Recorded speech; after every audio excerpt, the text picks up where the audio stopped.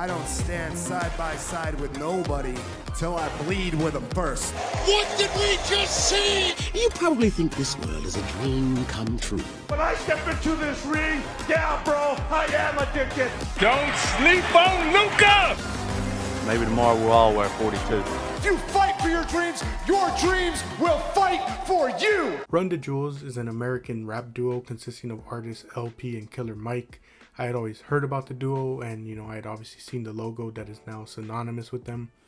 However, I've never really listened to their music. I've had a couple of songs suggested by friends. I know two of my friends, listened to them and, talked quite a bit about them. But the only thing I had known about them prior as far as like music wise is Killer Mike's recent record. The funny story with that is that, so last year during the Grammys, when Harry Styles won over all the other artists, I went out and listened to all the other albums that were nominated just to see how much of a robbery that was. I came away with that being introduced to Bad Bunny through his record. And similar this year, I had heard all the big whoop about, Killer Mike winning over Travis Scott over this guy. So I went to listen to Killer Mike's recent record. And, from there, that's when, when I came up with this idea, I knew this had to be one of the discographies, especially because one of my friends recommended Run the Jewels as well. But like I said, Killer Mike's recent record is the only thing I had known going into this. But without much more to say, let's just get straight into it with...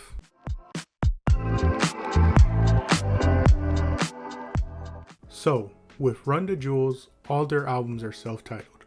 We start with the first installation coming in at 10 songs, 33 minutes, and it came out in 2013.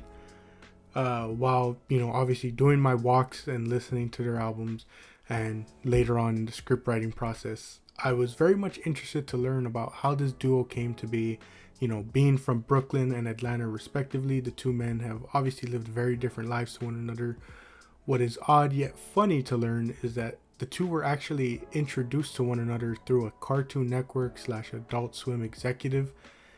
Later on from that point, LP would produce one of Mike's records and then the two would tour together. The success of the tour is what sparked the formation of Run the Jewels. Getting into this record itself, we start off aggressive from the start, both lyrically and sonically. One of the first things I noted on my walk was, just like Outkast, I enjoyed the differences in both men's voices and how they play off of one another. Banana Clipper is another aggressive track. I previously mentioned Outkast, and on this one we get an appearance from Big Boy. However, from this point forward, I was kind of struggling to come up with notes both in my walk and, the script writing process. It wasn't that I wasn't enjoying my listens. I just mainly found myself feeling somewhat the same about a lot of different tracks. It was like I enjoyed both men's flows, the overall production, but at times it started feeling like a little bit more of the same. The first track that really stood out to me was Get It. Its production was very simple, but it worked out really well. Both men do their thing on this track, but my favorite part is definitely that little like small section where it's almost like both men are essentially like introducing themselves. Overall, the first record is good and I enjoyed it a lot, but when we started going forward, I was hoping to see a bit more and especially was interested to see how the two would continue to gel as the time went on.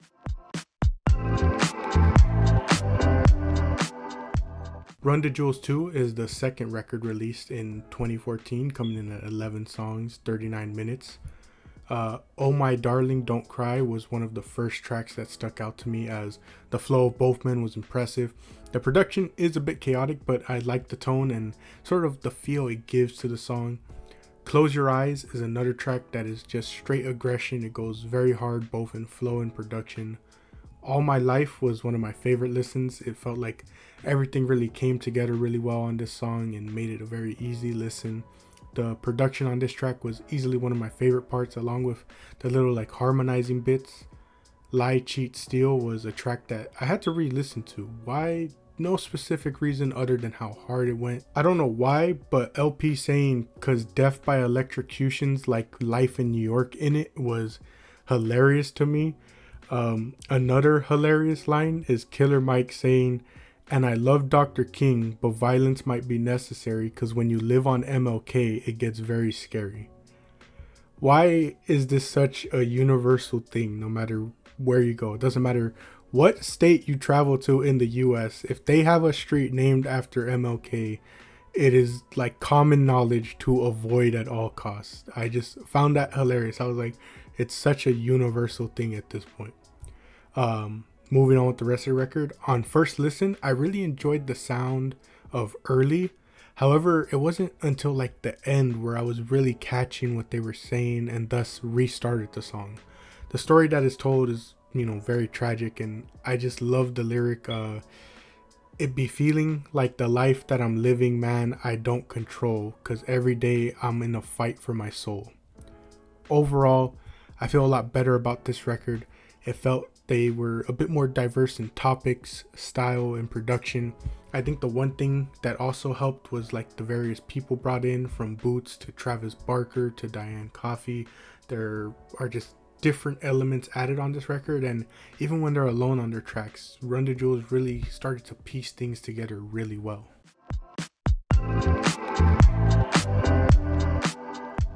Run the Jewels 3 would come 2 years later in 2016 at 14 songs, 51 minutes. Off the rip, things are immediately different. What worked for 2 is somehow improved upon on 3. Killer Mike starts down off well, but his work with Joy on the chorus is really good. One of the improvements I've noticed after multiple listens is that the men really sort of learn how to maximize their voices. With this, I'm more specifically looking at how LP fits on this track. I remember in an interview, Denzel Curry talked a lot about how his music always sounded aggressive because that was like just the nature of his voice. Similarly, I think a lot of Run the Jewels' early production was meant to match LP's voice. It is very distinct, and thus at times it can be a bit limiting to try and fit him on certain types of production. And yet on a track like Down, he fits so well. His voice still stands out due to its distinctness, but he works really well on this type of production. It is here that I have to say that the first 4 tracks are one of my favorite runs from Run the Jewel. They just go absolutely crazy on this run. Talk to Me and Legend Has It are such great tracks. The pace and flow are amazing, and the two just talk their talk on both of these tracks. Funny enough, I was listening to Legend Has It and I was like, why is this sounding familiar? Why do I recognize this? Turns out it was featured in the game Rogue Company, and apparently more tracks are featured in the game as well. But going back to this 4-track run, one of the things that makes it so enjoyable is also the transitions. My favorite being Legend Has It into Call Ticketron. Call Ticketron is another aggressive track. Just straight from the start, pure aggression. And I also loved the sort of future-esque production from these sort of tracks. 2100 and Panther Like a Panther are great as well. I love the drums used on Panther Like a Panther, especially I enjoyed Trina's inclusion. Going back to the part about maximizing their voices, I seriously questioned how both men this time were going to fit on a song like Everybody Stay Calm with the type of production it has.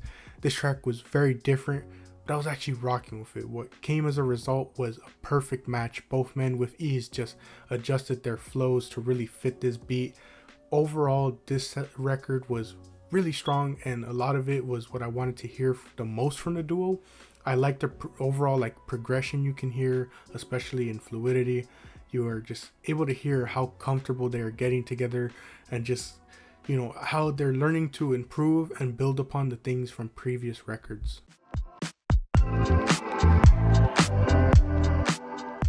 Run the Jewels 4 is the 4th and latest installation in the series, coming in 2020 at 11 songs, 39 minutes. We start off with Yankee and the Brave.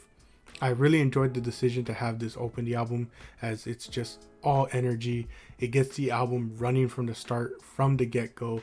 One of the notes I have for this song, but also the album as a whole, is just again how fluid the duo is when they're flowing and transitioning from one another. Things go very smoothly. There aren't many, awkward pauses, and I also like how, you know, when they use a word for like the sake of rhyming, it doesn't really sound out of place, you know. Ooh La La had some good bars, but I personally think the chorus wasn't the best choice. It just, you know, it can be kind of catchy at times, but, you know, sometimes it just doesn't hit. The beat on Out of Sight was perfect. Run the Jewels came with verses and flows that perfectly matched. And honestly, while I can't say I've listened to much of his music, the choice to include 2 Chainz on this was actually really good. He fit really well on this. The beat switch on Holy Kalama was amazing, although I wish the first half was a bit longer. After this song, I might have to create a playlist of some of my favorite beat switches. But anyways, moving forward, Walking in the Snow is a song that I'll admittedly say again, I wasn't listening to, but was hearing, you know, but I wasn't, you know, or sorry, I was listening, but I wasn't hearing what was being said at first, you know, like I was just kind of listening, going along with it. But then like when I started catching what they were saying, again, similar to Early, you know, once I started catching what they were saying, you know, they had my full attention. LP has a great line saying, "You helped fuel the death machine that down the line will kill you too." It's obviously not as deep as the other lines on this song, but the line, "I'd say you lost your minds if you possessed one to begin with," was hilarious. I like the line from Killer Mike where he says, "All of us serve the same masters, all of us nothing but slaves. Never forget the story of Jesus. The hero was killed by the state." That part was, you know, really good. I liked a lot of those lines, but the part that hits me hardest, especially from Killer Mike's verse and the song as a whole, is a sort of portion about, you know, like empathy and apathy. You know, like with so much going on in the world, we've kind of like reached this point where we just don't care about, you know, the tragedies and corruption that occurs because change is never made. And like Killer Mike says, we see somebody get killed on the news, and rather than talk about the tragedy of a life being taken, people either just brush it off or use it as a point for their agenda. So many situations like this occur that we fail to see the humanity of the situation anymore. A life is gone and there is a family and friends left to grieve, and nobody can seem to care because it's just such a common occurrence that all anybody can really say is, well, it happens to everybody, move on. While it is his usual style, I do like the sort of aggressive tone for this portion, you know, because it really gets their frustration across, you know, from both men. It really gets their frustration across with like such instances like this. And overall, throughout the record, we see a lot of similar hard-hitting topics. On the contrary, sonically, it flies by for me, you know. It was like an easy listen, you know, and it just felt like it flew by anytime I listened to this album. But again, don't let that stop you from really looking into what the duo has to say on this record. Finally, I thought the closing track, A Few Words for the Firing Squad, was really good, and I kind of liked how it goes full circle and basically wraps back around to the start of the album.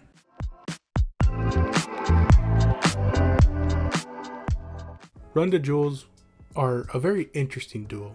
They have a unique sound that they capitalize on with their various flows, beats, and topics. Personally, I enjoyed seeing the growth from their first record to their latest, and, you know, just like seeing that progression from record to record. With that said, as it stands, my current rankings for Run the Jewels discography goes as follows. RTJ 1 at last. RTJ 4 and RTJ 2 are really interchangeable for me at third and second, and Run the Jewels 3 at first.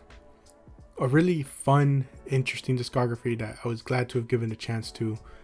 With that, we move on to our next discography, and with that, a move to a genre that we have yet to discuss, R&B.